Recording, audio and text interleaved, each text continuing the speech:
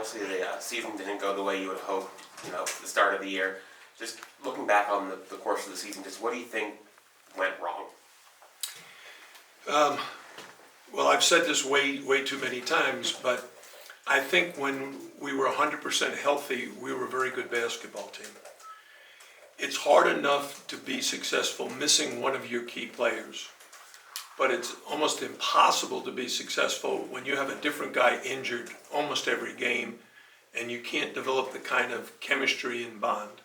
That's the first thing. The injuries impacted us in a huge way.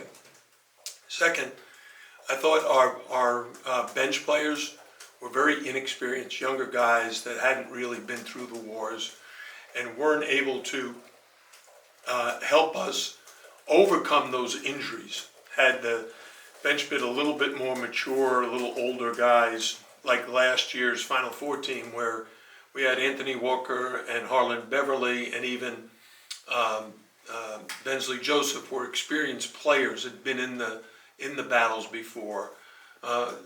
Then maybe you can make up for a key starter being out. But when you look at the injuries to Nigel Pack and then to Wooga Poplar, and then Norshad misses a game, and then Matt Cleveland misses several games, and then Keyshawn misses a game. When there's no continuity in practice and preparation, you lose a lot of close games, and we did. Jim, I guess maybe it's a product of what you're saying, but it seemed like this team didn't have the spirit, the leadership, the energy that your teams have had in the past. Is that just a product of them, some being injured and not being able to practice together, or is it a product of the personalities that run this team? Well, I think it's always both. I mean, you're only going to be as good as your leaders can provide, but the leaders also have to have guys who are willing to follow. One of the reasons we've enjoyed so much success in the last couple of years, getting to the Elite Eight and getting to the Final Four, is we stayed healthy the whole time. Probably the biggest, maybe the most important decision that was made by a former Miami player was Sam Wardenberg's decision to stay. And I don't know if you know Sam's situation, but in what would have been his last year here, he broke a foot. Well, everything changed the day he broke that foot. He's a starter. We didn't have someone exactly like him. We had to start making adjustments. And then all of a sudden, Chris Lake sprains an ankle and gets hurt. Cam McGusty pulls a hamstring. And all of a sudden, that team implodes. Why? Well, there's not enough leadership there to guide us in the right direction through all these minefields. When Sam Wardenberg came into my office and I asked him about even the possibility of returning for a sixth year, I remember quite well him saying to me, I'm not leaving here with the program being in bad shape. When I got here, we were really good, get to the NCAA tournament with terrific players. I want us to get back to that. And I'm committed to coming back next year and helping that happen. So when you have a leader like that, who not only comes back, but says why he's coming back, and then he gets the other players, the transfers like Charlie Moore and Jordan Miller, to buy into his vision of what the team could be. And then the younger guys, the Wooga Poplars and the Bensley Joseph kind of follow the system.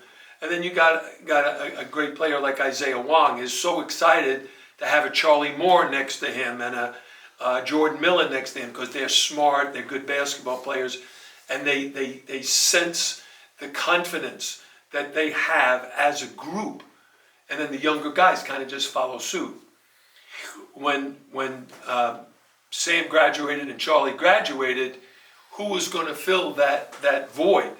Well, the guys who filled that void were Nigel Pack. He came in and took Charlie's place. Norshad Omier, he took Sam's place. But the key was we had Isaiah and Jordan back, letting them know, hey, we're really good. And we're going to be really good, and we've got to keep our focus and keep healthy. And what? We were healthy for the most part. The games we lost to Florida State at home. Who didn't play? Nigel Pack. Nigel, yeah, All right? We lost to Duke in the tournament. Who didn't play? Nigel. No, so when you lose a key player, it's just very difficult. We're not so deep that we can sustain an injury to one of our very top guys and expect to be just as good. This year, we started out fine. We went to France, we did some good bonding, we had some good chemistry, and we started out, and we weren't great in December. We had some bad halves, not terrible games. We lost at Kentucky, very, very hard place to win, and we lost in New York to a Colorado team. But we also beat Notre Dame, we also beat Clemson, who's in the NCAA tournament, and we had our times. We beat Pitt, who finished 4th in the league. So, and we played the number 1 seed, not just in our ACC tournament, but their number 1 seed in the NCAA tournament in North Carolina. We played them to the last possession. But not having that combined leadership of everybody staying healthy and working towards it at the end of close games, we just weren't as good. The year before, we were great at the end of close games. And in Sam Wartenberg's year, we were down 10 against Syracuse with a minute to go and won the game. Right? We were down 18 against Syracuse here, came back and won the game. The game of basketball really is about a team of players really devoted to winning and having great synergy where they bring out the best in each other. And it was very, very hard for our players to do that this year.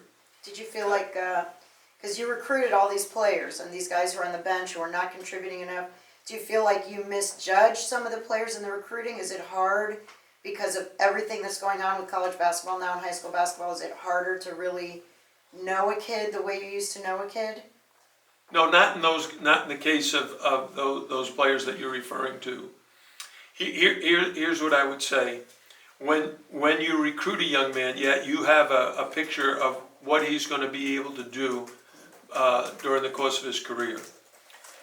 The problem exists is if it's not immediate satisfaction, if they don't play immediately, then all of a sudden they get discouraged very, very quickly.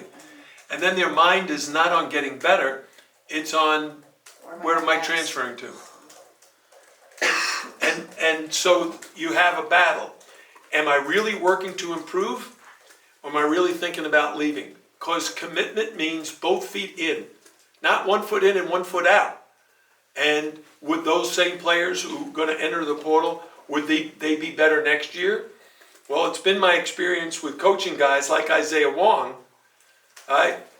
How good he was as a freshman, he was okay. Sophomore, a little bit better. But junior and senior year, he was great. Right? So could these guys have, if they stay and play next year or the year after, could they fall into that category? Yeah, sure.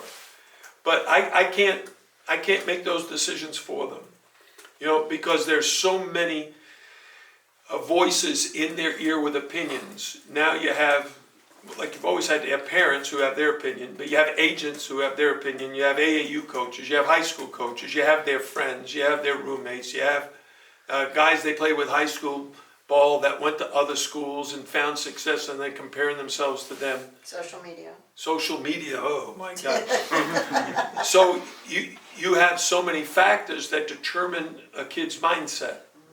And it's like a very popular thing to do to put your name in the transfer portal. There are approximately 4,000 or a little bit more Division I players.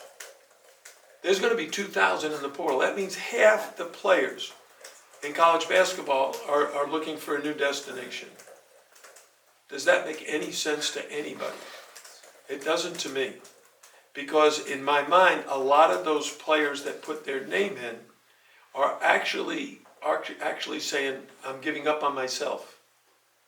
I have to go someplace else because I can't prove myself here. And to a certain degree, that could be true. But on a lot of cases, those kids, as you get older, you get better. My coaches and I talk about it all the time. How many guys have transferred out of here and enjoyed greater success? Either their team won more or they became the star of the team like they envisioned when they left. So you can look at the 4 that transferred last year and tell me what you think. So Jim, Coach. how different do you have to recruit, or do you feel you have to recruit different in this day and age? Well, if you're looking at the whole recruiting landscape, you have 2 different categories. You got your fall recruiting for high school kids, which I think we've enjoyed a lot of success. I think our recruiting class is ranked 11th in the country. We have 3, what I would consider top players. Jalil Bethea, McDonald's All-American. Austin Schwartz, who's a top 50 high school recruit. And Isaiah Johnson-Arrigu, who's got a very good chance of being Player of the Year in Minnesota. So we've done that part. Now we've got to focus on what we call spring recruiting, which is mostly the portal, although there might be some high school players that have slipped under the radar. Like last year, we picked up Paul Jobay. We didn't sign him until June. But right now, we're going to be focused on the transfer portal. As we have players enter their names, we're going to be following other college Division I players who have put their name in. And then during this next month, try to sign for our needs. So we need a guard, we got to try to sign a guard. If we need bigs, which we obviously do, we just don't have very many big guys. It's been one of the things we were able to overcome for 2 years in a row by staying healthy. And then this year, with all the injuries, we just weren't. But do Coach, you look to more in the development because you know about the portal? I mean, and it's a catch-22 because guys don't look to develop; they look like to jump, like you said, to jump Yeah. right away. So do you? Well, I think do you have get to the do guy who both. might be, not as NBA ready. Okay, so, I don't know if I think I can talk about this, I'm not really sure. Let's use one of our players for an example. Let's say he decides to put his name into the NBA draft. Okay? Norshad Omier and Nigel Pack did that last year. So did Isaiah Wong. All right? All 3 players could have returned. All right? So should we have signed somebody, or should we have kept our fingers crossed that they were all going to come back? Well, you kind of do both. You kind of keep your eye on their progress and say, oh, boy, it looks like Nigel may come back. It looks like Norshad may come back. And it looks like Isaiah's gone. All right? So you kind of have to keep your eye looking towards the present and then looking forward towards the future. All right? So in the present, like right now, we're going to have several players putting their name in the NBA draft. Well, will they pull their name out in a month? I don't know. My guess is no, they won't. Why? Because every player on our team, when asked, do you want to play in the NBA, every hand goes up. So if they have a shot, okay, you're not going to be a first round pick or a second round pick, but you could be a free agent. Okay, I want to be a free agent. But you have to go through the G League. That's fine. I want to be a pro. So every young man and his family, his agent, they have to make those decisions. And I'm not a part of that decision making. I can provide information. I can ask the NBA, the Underclass Advisory Committee, to give us feedback as to where our players stand in the process. But eventually that information is just information. The kid can still keep his name in or take it out. Do you like this challenge? Say it Do again. you like that challenge? This part of the coaching? I think for me, I'm a coach. I want to do what's best for the University of Miami men's basketball program, and that'll always be my goal. Coach, you signed an extension last year, but a lot of the coaches. Am I getting one this year? Did you get? I don't know. Is that what you're saying? Are you suggesting? I don't know. Talk to Matt. But a lot of the coaches that have left the game, that have been in the game for such a long time, have been open about how hard it is now to keep players, to be recruiting basically instead of what it would be a whole season, or keeping these players for 2 years because of NIL deals. Has it ever crossed your mind that how hard it's getting because of also that aspect in college sports, especially? Well, it's getting impossible. It's not. I think a lot of the coaches that you're referring to have realized coaching is not as much fun. Normally, you bring a player in as a freshman. He plays a little, but he's not ready to really compete at the highest level. His sophomore year, he progresses. Then junior and senior year, he's like an all-conference player. Isaiah Wong's a perfect example. All right. But now that's no longer the system. The system is I go someplace as a freshman, and if I don't have immediate satisfaction, I go someplace else. So if you're working with a player, let's say he's a freshman and you're working with him a lot to try to develop him. He's not quite the player you need to really be successful, but he's got the potential to do that in a year. So you spend a lot of time with him, and at the end of the year, he tells you, okay, well, thanks, but I'm going to put my name in the portal and transfer and go someplace else. That's very disappointing, very frustrating. And it's why I think a lot of my friends in coaching have just said, there's no sense in doing this anymore because they've taken the joy out of it. So what keeps you going then? Because saying all that, what joy are you getting? If any of you have met my wife, you know I'm going to keep doing what I'm doing. And the players are going to keep doing what they're doing. I don't have control over that. It's not like, hey, you call a play and all of a sudden the players just execute the play. No, you call the play and then it is up to the players to execute. If they don't execute, nothing I can do about that. Well, practice it, get them to do it right. Yeah, well, that's what we're doing. But if they don't do it correctly, that's on them. And that's why the game comes down. It doesn't come down to your preseason polls.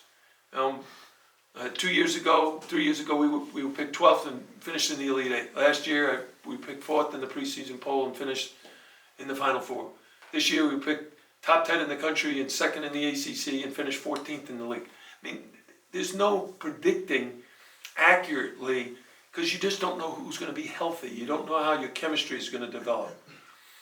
I love coaching. I love being around the players. I love practice. Practice is my favorite time of the day.